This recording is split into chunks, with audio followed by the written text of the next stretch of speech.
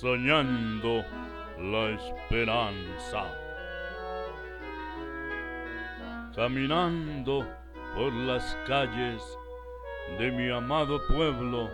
Marquetalia, en las noches de luciérnagas y luceros, recreaba mis anhelos de crear día a día,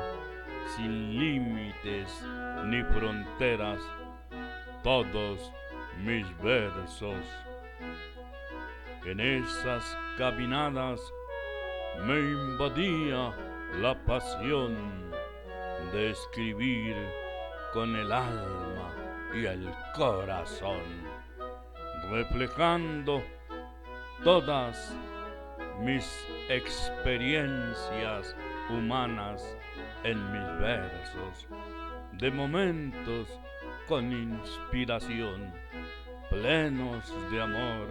y poderosas señales eternas, permitiendo que nacieran y murieran sentimientos que compartía con personas bonitas y mágicas, vestidas solemnemente de amores y desamores, siempre viviendo para vivir con poesías, soñando las esperanzas